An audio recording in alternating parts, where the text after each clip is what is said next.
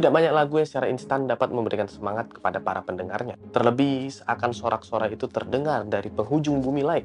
Dan dengan semangat itu tampaknya tidak ada hal yang terlalu berat untuk dapat kita lewati. Dan iya, lagu yang gue maksud dan akan gue bahas hari ini adalah Viva La Vida.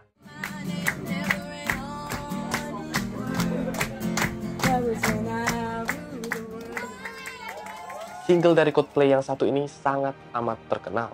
Sudah pernah menempati posisi pertama di UK Album Charts, yang sampai hari ini pasti banyak orang yang tahu dan hafal akan lagu ini. Tetapi terlepas dari lagunya yang catchy, ada alasan tersendiri kenapa orang-orang terus mendengarkan lagu ini sampai hari ini. Lagu ini masuk di hati orang dan banyak cerita di baliknya. Apa saja itu? Selamat datang di Culture Effect menghadapi kematian.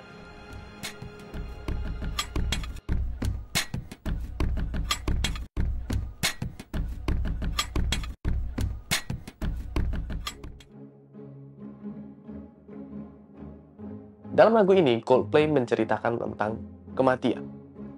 Sebentar, kematian. Baik, akan saya jelaskan. Apa respon kita dalam menghadapi kematian? Apakah kita pasrah saja? Ataukah kita harus takut ketika menghadapinya? Vem är du? Jag är döden. Kommer du för att hämta mig? Jag har redan länge gått vid din sida.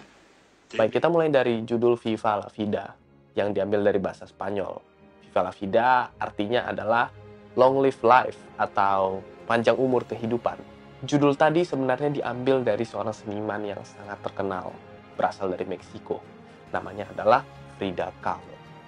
Dalam lukisan itu terdapat semangka yang diukir tulisan Viva La Vida.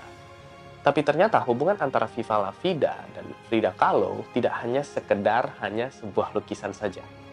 Frida Kahlo merupakan seorang pelukis terkenal asal Meksiko yang paling dikenal di seluruh dunia.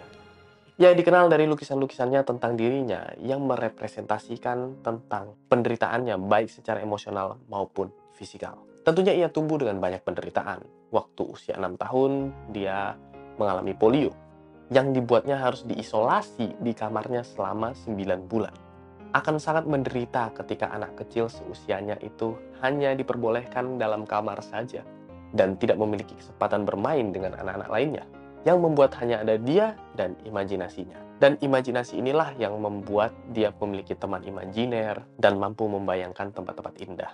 Penyakit itu pula yang membuat dia lemah secara fisik, terutama di kaki kanannya.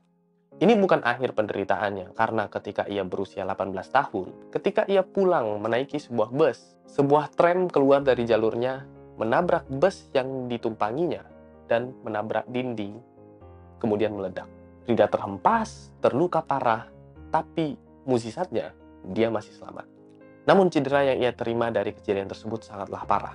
Organ dan tulangnya banyak yang rusak, sampai ia harus berbaring di ranjang selama berbulan-bulan dan susah untuk bergerak. Dan lagi-lagi, ia cuma punya imajinasinya untuk menemaninya. Namun kali ini dia mulai menuangkan imajinasinya ke dalam lukisan, yang merupakan satu dari sedikit hal yang bisa ia lakukan dalam keadaan yang seperti itu. Waktu masih muda, ayahnya pun tahu Frida itu punya bakat dalam melukis, karena ayahnya sendiri adalah seorang fotografer dan juga seorang pelukis. Ia sering mengajak Frida ke alam untuk mempelajari tentang komposisi, warna, dan pencahayaan. Waktu Frida hanya bisa berbaring di ranjang, ayahnya meminjamkan alat-alat lukisnya yang dengan sangat cakap Frida pakai. Selang beberapa bulan, Frida kemudian bisa beranjak dari tempat tidurnya. Namun kecelakaan tersebut memberikan dampak signifikan dalam kehidupan Frida Kahlo. Ia melakukan total 32 operasi. Ia pun bercita-cita ingin memiliki anak, namun dengan tubuhnya yang rusak seperti itu, tidak memungkinkan. Walaupun begitu, ketika ia merasa sudah baikan, ia menjalani hidup dengan maksimal. Ia menjadi pelukis terkenal dan menjadi guru seni yang sangat dicintai oleh banyak orang. Memasuki akhir kehidupannya, sakit di tulang belakangnya itu sangat menusuk, sampai ia sangat kesakitan dan kemudian menuangkan itu ke dalam sebuah lukisan, yaitu The Broken Column. Frida tidak bisa lagi menahan rasa sakit itu dan kemudian di 1954 dia menutup usia di usia 47. Walaupun sudah dapat merasakan ajal mendekati dia tidak pernah berhenti melukis.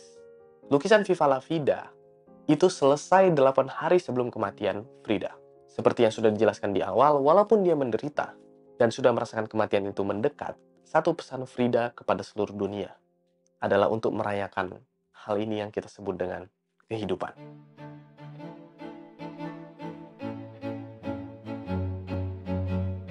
Cover dari album Viva la Vida merupakan sebuah lukisan tentang revolusi Prancis yang kedua di sekitar tahun 1830 yang berjudul Liberty Leading the People. Lagu Viva la Vida sendiri merupakan interpretasi dari pidato terakhir Raja Louis ke-16 sebelum dia dieksekusi. Seakan-akan dia meminta maaf dan menerima takdirnya. Raja Louis di akhir abad ke-18 sedang memimpin negara Prancis yang saat itu sangat kuat dan sangat ditakuti oleh para musuh-musuhnya. Ia melanjutkan tahta karena merupakan cucu dari Raja Louis ke-15. Yang awalnya dia sukses, namun lama-kelamaan janjinya tidak ada yang dia tepati. Kemudian terjadilah gerakan revolusi, dan tidak ada upaya lagi yang dapat dia lakukan untuk melindungi dirinya sendiri. Title seorang raja yang ia idam-idamkan ternyata tidak seperti yang ia bayangkan. Kemudian ia pun dipenjara dan pada akhirnya dieksekusi. Lirik-lirik lagu ini kurang lebih emang menceritakan keadaan Raja Louis tersebut. Kita pun diajak berempati terhadap penggulingan raja ini. Dan Coldplay pun menerjemahkan pidato raja terakhir ini bukan sebagai meminta pertolongan ataupun bersungut-sungut, tetapi merupakan sebuah penyesalan. Penyesalan yang membuat kita dapat berempati karena pada akhirnya Raja Louis ke-16 hanyalah seorang manusia yang mengecewakan rakyatnya. Menggambarkan penyesalan seseorang yang berjanji tetapi kemudian tidak dapat menepati janji-janjinya yang pada akhirnya hanya bisa menerima kenyataan. Walaupun Raja Louis dipandang sebagai orang yang jahat dalam sejarah, Viva la Vida memainkan sentimen yang berbeda, yaitu melihat kejadian ini dari sudut pandang seorang raja yang digulingkan, yang tidak berdaya sama sekali melihat para revolusioner. Tentu saja berbeda 180 derajat dengan covernya, yang menunjukkan para revolusioner lah pahlawannya. Sehingga kita dapat melihat kejadian itu di dua sisi mata koin dalam satu koin yang sama.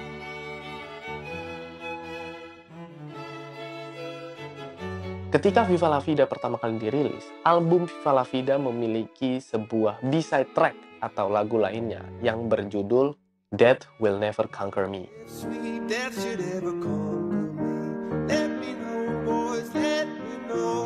Lagu yang cuma semenit inilah yang kemudian bisa menjelaskan apa arti keseluruhan atau tema keseluruhan dari album Viva la Vida tersebut, yaitu menemukan ketenangan dalam menghadapi kematian. Walaupun album ini banyak dikenal dengan nama Viva la Vida, tetapi banyak orang yang tidak mengetahui bahwa album ini memiliki nama lain, Death and All of Its Friends, atau Kematian dan Teman-temannya. Dan kalau kita melihat di dalam album ini, dengan judul yang sama, Death and All of Its Friends, lagu tersebut menutup album ini dengan sangat epik.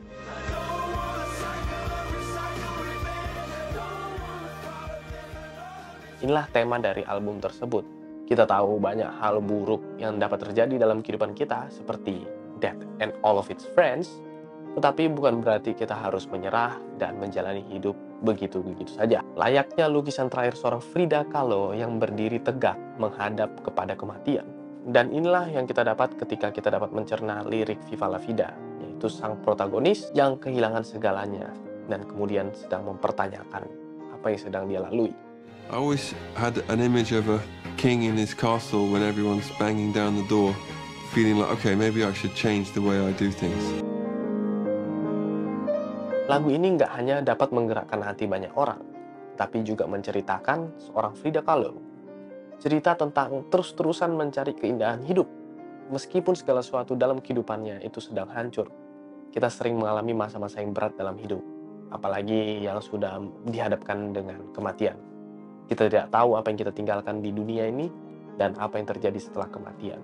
Tapi faktanya, cepat atau lambat, siapa atau tidak, kita semua akan mengalami kematian. Daripada kita khawatir berlebihan akan hal itu, ada baiknya kita pakai waktu kita yang tersisa ini untuk menjalani kehidupan yang lebih baik lagi. Karena kalau kita hanya mikirin tentang kematian, lalu kapankah kita akan merasakan kehidupan? Karena hidup gak akan sesimpel sambatan-sambatan kita di second account ataupun hasil tongkrongan kita dengan abang-abangan filsuf. Maka kemudian marilah berpikir gimana caranya menjalankan hidup dengan sedikit lebih maksimal. Akhir kata, Viva la vida, atau panjang umur kehidupan. Terima kasih sudah menonton, sampai jumpa di video berikutnya.